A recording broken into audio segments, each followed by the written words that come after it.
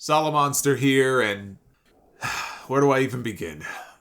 Halloween 2018 was a direct sequel to John Carpenter's original from 1978. It ignored all of the previous sequels that came before it. Some that I liked, some that were god-awful. See, I actually liked Part 4.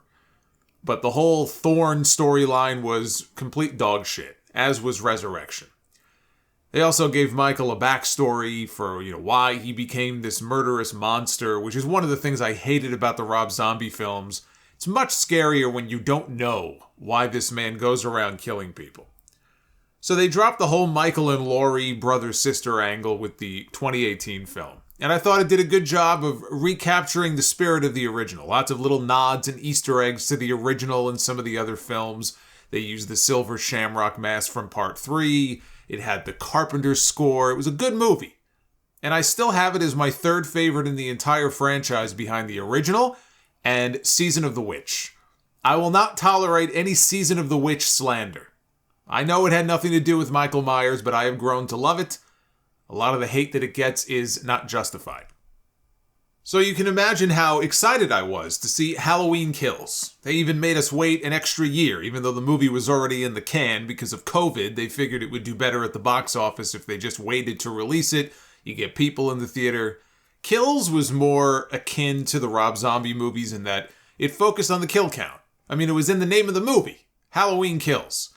It had more kills than any other Halloween film. So if that's all you watch these movies for, then that's the movie for you. I thought they went overboard with it. The one thing I did love about the last movie was that one flashback scene that gave us Dr. Loomis reincarnated through the magic of practical effects. They did an insanely good job with that. But otherwise, they turned Michael Myers into Jason Voorhees. If I want to watch Jason Voorhees, I'll watch one of the Friday the 13th movies.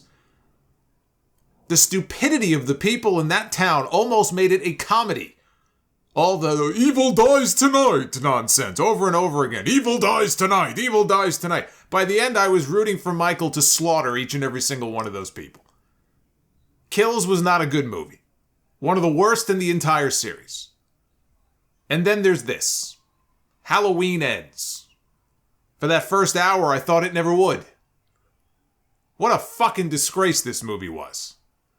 This one is set 4 years after the events of the last movie. And so you're aware, there will be spoilers here, so if you don't want the movie spoiled for you, consider this fair warning. At the end of Kills, Laurie's daughter is killed by Michael. So now we fast forward 4 years later. The two of them are living together. Laurie's like a new woman. She's writing a book. She's baking pies. She's cracking jokes. She was oddly cheerful compared to how she was in the first two parts. One of the worst aspects of the last movie was how they sidelined Laurie for most of it. And they did not learn their lesson because in this movie they made the same exact mistake, only this time it was Michael who they sidelined for most of it. And that might be okay if they had some interesting new character to focus on, and also if it wasn't the last movie in a trilogy.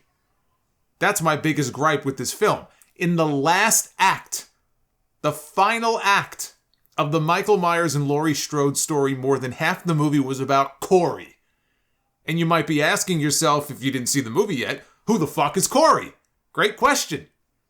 He accidentally kills some little brat that he was babysitting. This is the opening scene of the movie. And Corey becomes kind of the black sheep of Haddonfield. He gets bullied by members of the school marching band. He ends up dating Laurie's granddaughter. In another scene, he accidentally kills a homeless man. That's 2 kills for the babysitter, which is 2 more than Michael had by this point in the movie. He stumbles upon Michael in a sewer, who stares into his eyes, and I guess he transfers his evil ways into him just by looking at him.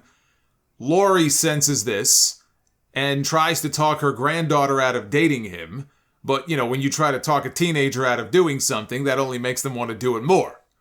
I never dated a murderous babysitter when I was in school, but I guess if she was attractive enough, I could probably overlook that part, although I would be a little nervous around sharp objects. So the babysitter goes on to kill some more people, including his own mother, before trying to kill Laurie. Only after he confronts Michael again in the sewer, wrestles with him, and steals his mask. The fucking geek who gets beat up by the marching band kicks the shit out of Michael Myers. I should have turned this thing off right then and there.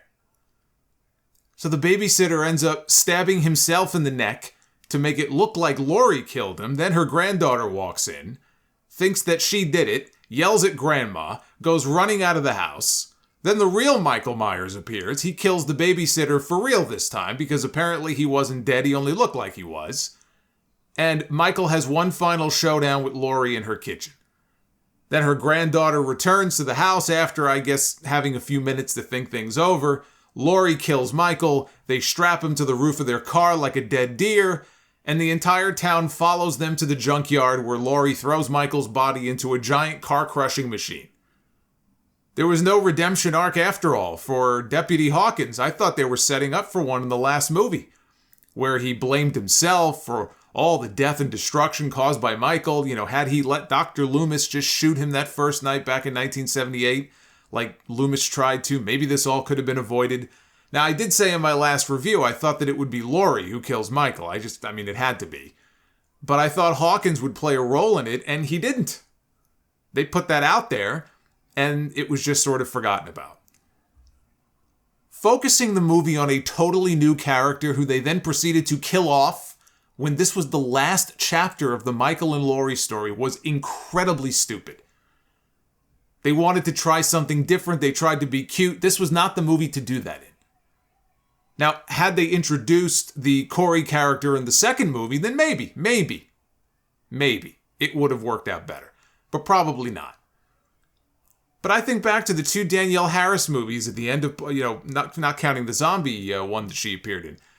But if you remember the end of part 4, they set the Jamie Lloyd character up, this little girl, to be the next Michael Myers. And they had the potential, I thought, to do something really cool. And then they chickened out, part 5 came, and it was completely dropped. They had the potential to do something similar to that with this trilogy, but they went about it all wrong.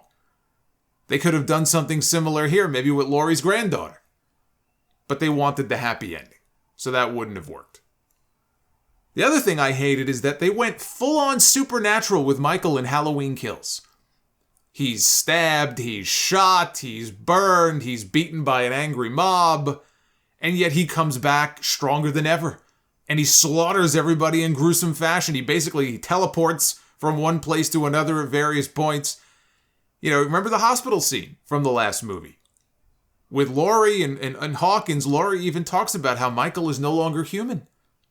Here, they abandoned that, and the first time we see Michael, he's moving around like a senior citizen. Which he is. I mean, he's 60-something years old, but he wasn't acting like that the last time we saw him. I didn't see him that way in the first 2 movies. It's only been 4 years since the last movie. You would think it was 40. He looked like he had COVID and was self-isolating in the sewer. He was even nice enough to wear a mask when he came back out in case he was still contagious. The worst thing a movie can be is boring. I can excuse bad writing, I can excuse bad acting if it's at least entertaining.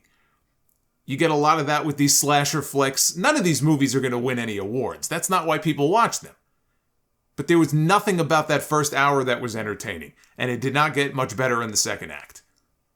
So, having seen all 3 movies, I wish they would have quit while they were ahead and stopped after the 2018 one. That would have been a fine follow-up to the original, I think, to end things on. They only got progressively worse after that. They started out with a bang, they went out with a whimper. Halloween ends, and thank God it did. I know this won't be the last. It's the last Michael and Laurie movie, but these things make too much money. There's going to be another Halloween movie in a few years. It'll be somebody else. It'll be their vision. It'll be their script. We'll start all over again. And my only hope is that in that one, Michael has more than just a cameo.